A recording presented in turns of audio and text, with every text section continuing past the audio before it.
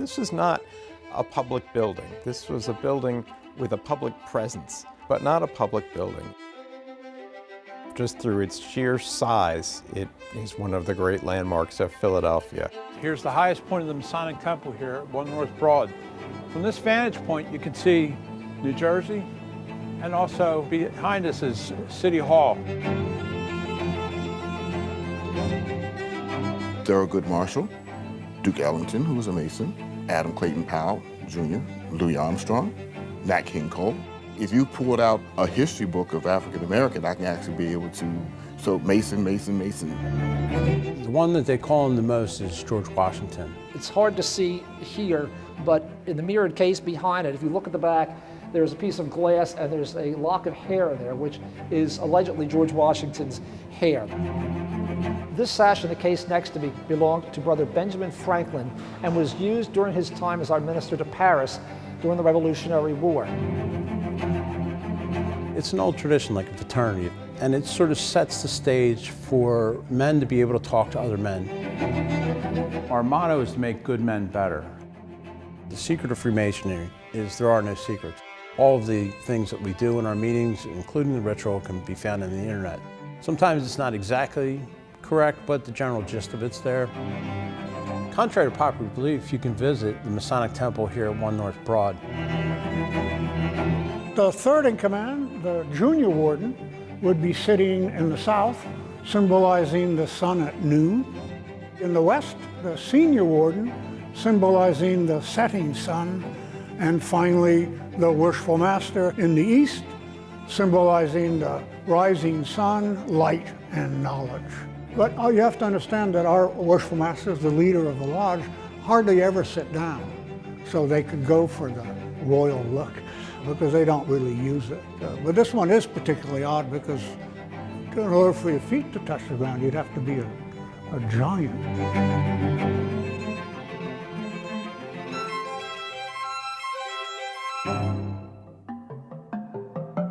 Egyptian Hall was the first room decorated. They started in the tail end of 1888, and the room was dedicated in 1889. It is quite accurate, down to the Egyptian writings that can be translated. Egypt is featured because the medieval stonemasons in England thought that geometry was invented there, the art of building. Geometry has always been a very prestigious branch of knowledge. They felt it gave you a glimpse into the mind of God through discovering the secrets of nature through geometry. Always on the altar you will find the three great lights of Freemasonry, the square and compass, and the Book of Sacred Laws. A candidate will kneel there, facing the worshipful master, and there is where we take our oaths and obligations, including binding ourselves to secrecy. The stonemasons, who we imitated, were very desirous of protecting their trade secrets. So they took oaths not to reveal the art of building to men who were not stonemasons. So that's partly where we get our secrecy from. In the Masonic symbol, you'll see a square, a compass, and a letter G. And each of those represents a moral lesson. The square teaches us to be fair and square in our regular dealings in life. Of course, the level's not meant as one of our symbols, but the level is just to be on the level with everybody. A compass can draw a perfect circle, and it reminds us to sort of keep our morality within those bounds of that perfect circle.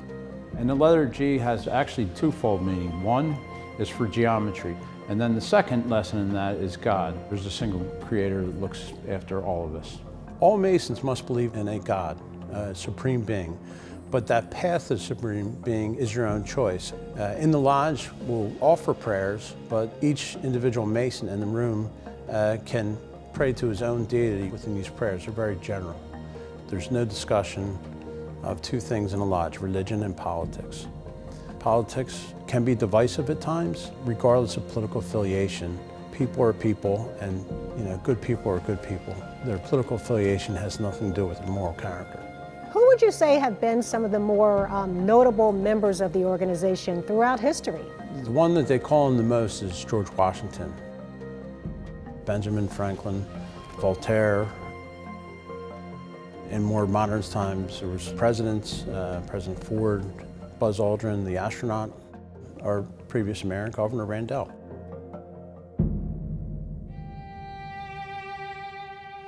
Freemasonry has its roots in England, and from that Grand Lodge of England, all the Grand Lodges throughout the world were born.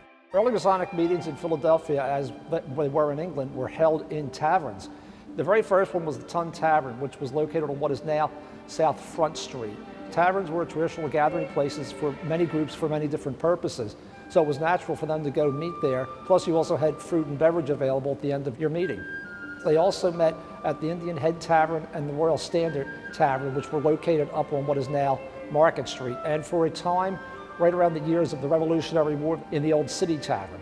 The first building was built in 1755, and it was not just the first in Philadelphia, it was also the first in the Western Hemisphere, dedicated specifically for the use of a Masonic Lodge or a Masonic Grand Lodge meeting places. They also for a time met in Independence Hall, because after the Revolutionary War, they had to sell the first building because money was tight.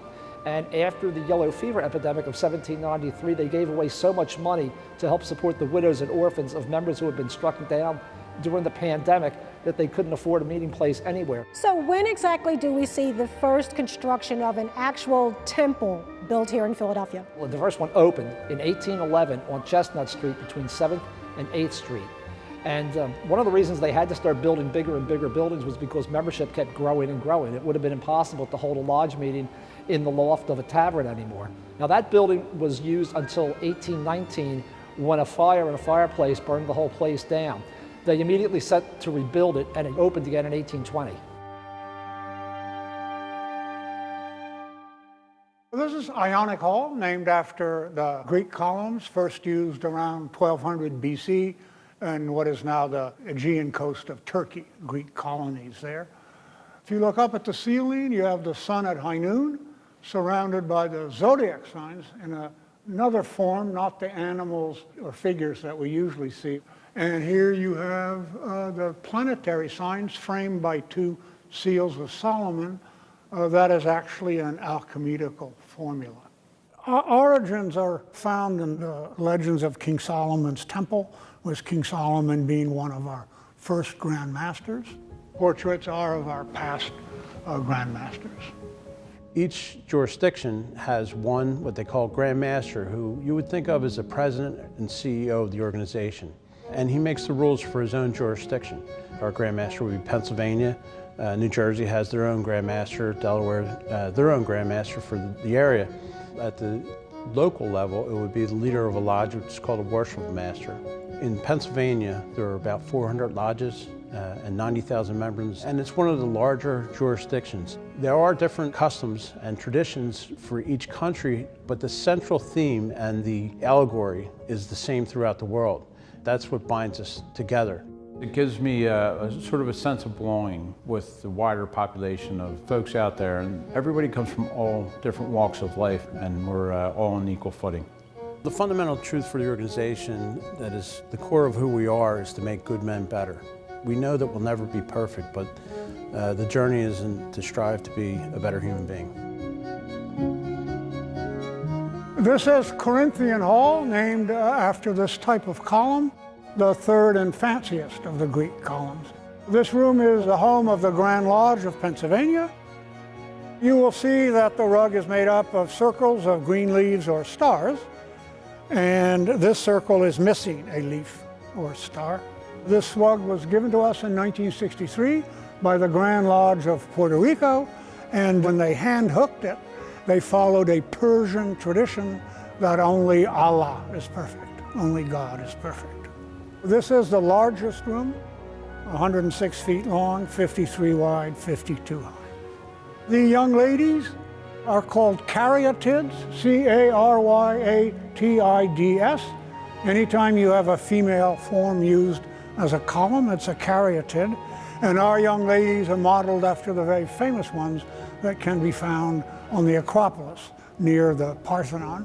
Are women allowed to be members, and if not, why? Within the world, global, there are co-masonry, which has female Freemasons. Here in Pennsylvania, we do not. And the reasons are similar to that of a college fraternity or a college sorority. If Our motto is to make good men better, and you can generally learn from your senior and more experienced men in the fraternity.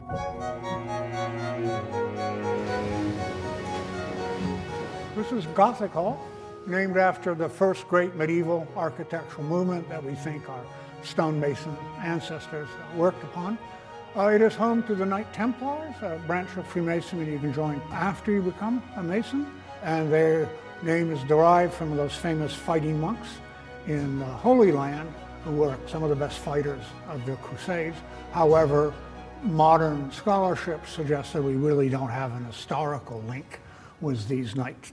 A candidate will kneel there facing the worshipful master, and there is where we take our oaths and obligations, including binding ourselves to secrecy. There are, secrets, so things like modes of recognition. There's not many, all of the things that we do in our meetings, including the ritual, can be found on the internet. Sometimes it's not exactly correct, but the general gist of it's there.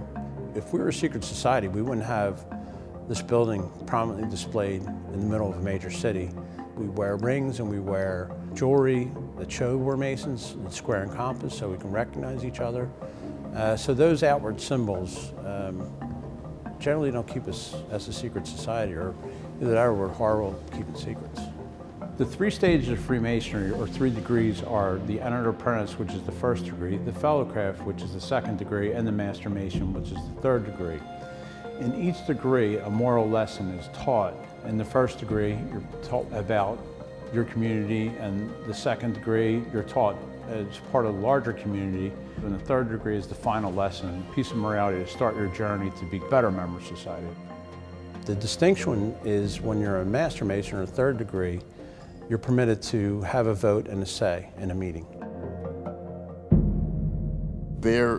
It's still a shock when I tell people that the Grand Lodge of Pennsylvania have black members. I would say at this point we may have about 150 members. A Grand Lodge Mason, I'm also a Prince Hall Mason. Prince Hall Freemasonry is predominantly African American, but we accept members of all races, creeds, and colors. There were certain things in my particular path that I wanted to pursue that I could not, or I felt that I could not pursue just being a Prince Hall Mason. So I feel as though I'm a product of both. Prince Hall was an abolitionist. He was a member of the Free Black Society of Boston. He was also an advocate of the Back to Africa movement. And in 1775, he was initiated into Freemasonry. At that particular time in the country, black men could not join Caucasian lodges. The first lodge was in Boston. It was African Lodge number 459. A minister by the name of Reverend Absalom Jones, he visited the Boston Lodge, and he had a desire for it to expand to Philadelphia. The lodge was expanded and was called the African Lodge 459 of Philadelphia. There's 4,600 lodges. There's 300,000 Prince Hall Freemasons throughout the world. This is Oriental Hall. In this case, Oriental just means Eastern, and the details of this room have all been copied from different sections of the Alhambra Palace in Granada, Spain, in the south of Spain. But be not deceived by the Spanish location. The Alhambra is actually a magnificent example of North African Islamic architecture. What do you think is probably the biggest myth that people have about Freemasonry? Oh, or that we either are attempting to take over the world or have already succeeded, but are being very clever and discreet about it. We have a lot of Russian visitors, and they're convinced you have to be elite. I guess in Russia, there must be this conception that only the wealthy or the people who have influence become Masons. We welcome all walks of life. One of the benefits of being a Freemason is that when you walk into a room, everybody is equal. Your brother is your brother, whether it's the President of the United States or anybody. Another one that were linked was the Illuminati. That was a big favorite. And the difficulty of answering that one is we are a tiny little bit back in the 18th century. The myths are that you can never go inside a Masonic Lodge, which of course we have tours of the Masonic Lodge right here in 1 North Broad in Philadelphia, PA.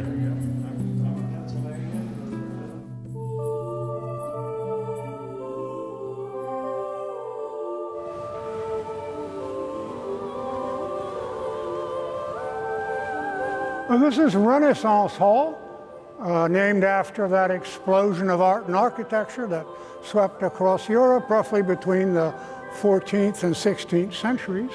The details of this room have all been copied from different churches and villas in Italy.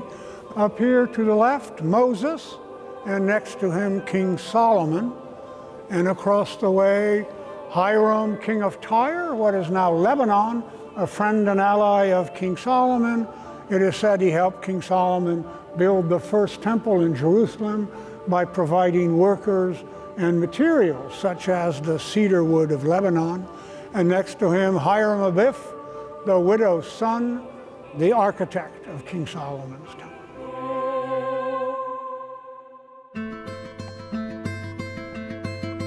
This building took 5 years to build. But by saying this building took 5 years to build, we're really only talking about the masonry shell of it. The elaborate rooms inside it were still being built through the 1890s with different designers in charge of them.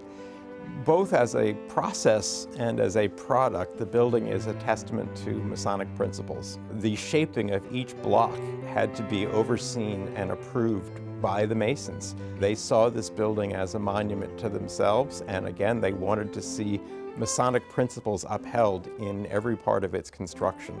The architect, James Hamilton Windrim, was a Mason, was Philadelphia's public architect par excellence in the last third of the 19th century.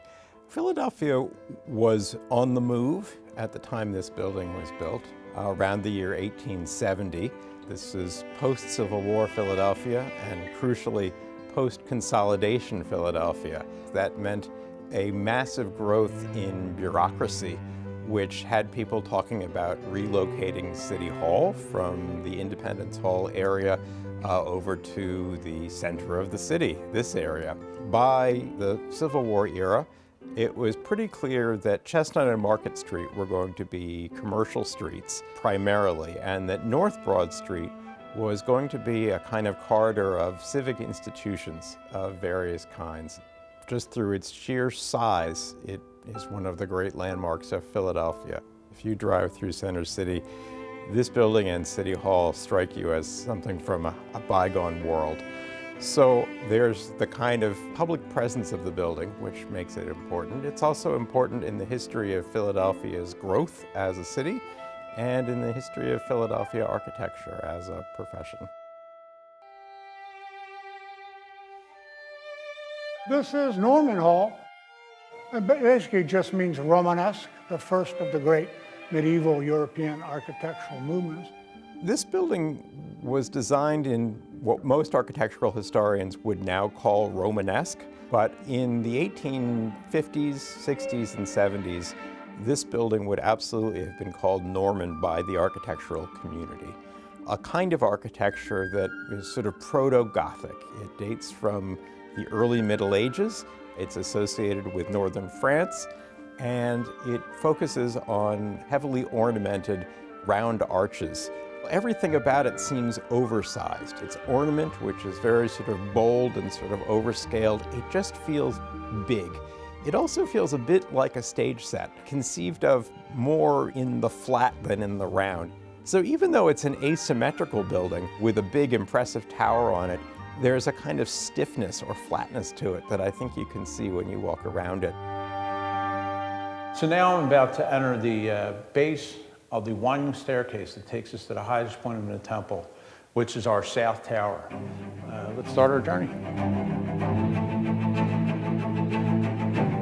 Throughout the tower, if you pay close attention to bricks, you'll actually see that the workmen in this temple at different times of the construction actually left their name and the year.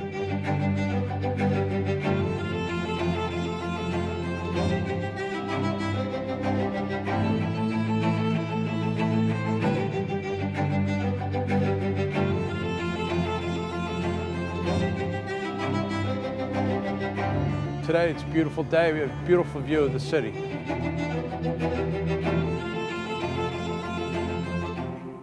Just as we talked about the outside of the building in keeping with Masonic ideas of how you build, so the inside of the building needs to be seen as a kind of lesson in historical styles, especially for Masons, the people who saw the interior. Well, what does go on the inside?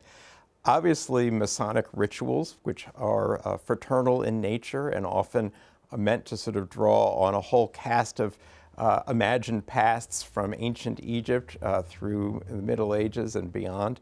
The rooms are partly a stage set for that, but they're also meant to be lessons in historical styles. We should mention George Herzog as the interior designer of the first phase of this building, who I think is responsible for the kind of theatricality of the building on its inside. These great murals were done by George Herzog, and for whatever reasons, he put deliberate errors in them, for lack of a better word. The one straight ahead says Rome 500 BC, but almost everyone thinks it looks more like the Parthenon in Athens than it does Rome. And here, the one that says Versailles 1700 would bring to mind Louis XIV, the Sun King, and his magnificent palace of Versailles, but has nothing to do with Louis or Versailles. The two prominent figures are English dukes, the Duke of Montagu and the Duke of Wharton, and architecture is actually from Frederick the Great's summer palace in Potsdam, Germany. The library and museum are critical for us because one of the things that we believe as Masons is to better ourselves in the liberal arts. There's always been an interest in having books and a library in the Grand Lodge. And then when this building was founded and built, there was a room dedicated to a library. It's all Masonically related. We have biographies of prominent Freemasons. We have the history of Freemasonry, art, architecture, philosophy, information on the more esoteric branches of the fraternity, cultism, religion. Anybody is welcome to come in and use the library. They could read, if they're wanting to do research on the fraternity or on history, on the building, they're more than welcome to come in. The primary focus of the museum is, as you can probably expect, Freemasonry, specifically as it pertains to Pennsylvania and/or Philadelphia. The most notable item is one of George Washington's Masonic aprons, which was presented to him by the Marquis de Lafayette sometime in the 1780s. It's reported that he wore this at the laying of the cornerstone for the present Capitol in Washington, D.C. I'm not really sure about that one, but this was presented to us in 1829 by the Washington Benevolent Association of Philadelphia. Masons wear aprons, and that goes back to the story we tell of the construction of King Solomon's Temple in Jerusalem.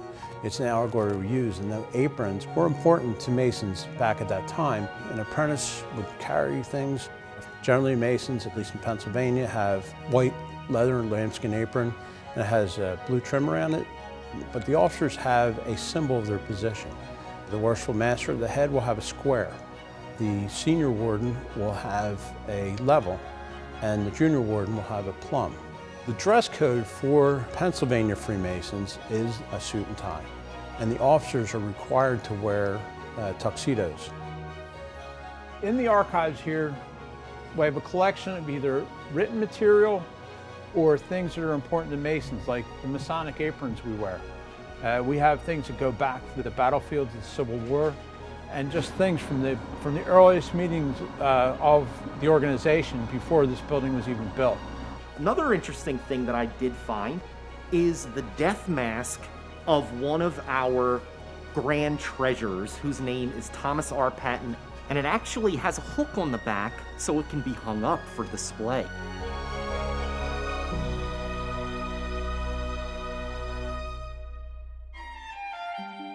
This is the ballroom banquet hall, and a couple of years ago when we started having weddings and receptions, we put in this huge bronze statue of Benjamin Franklin, and then we put the curtains in case a bride does not wish to share her evening with Ben. 1 North Broad is our venue here. The weddings here are just magical. And also we have corporate events. Also of interest are the Rush statues here, Faith, Hope, and Charity. William Rush was one of a very famous early American sculptor. Stained glass windows, they are 4 of the 14 American presidents that have been Freemasons.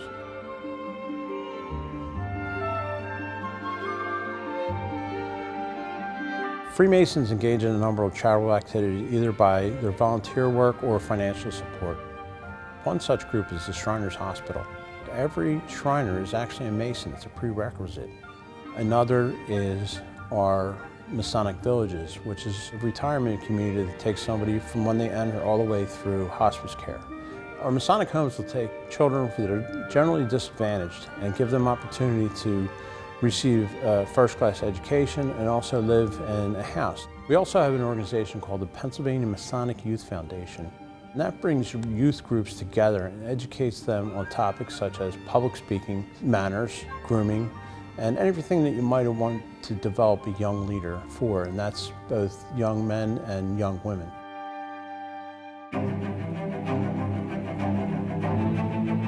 Where does this room kind of fare on tours? Oh, by far, it's the favorite. I mean, it may seem odd, but occasionally we have to close a room down for repairs. And Egyptian's the only one that people snarl. It's the only reason I came here. Now, you can tell them that Norman Hall is off, and they go, oh, well, that's fine. There's 6 others. So I invite anybody to come out, and you won't regret it. It's one of the most beautiful buildings I've ever seen. The secret of Freemasonry is there are no secrets.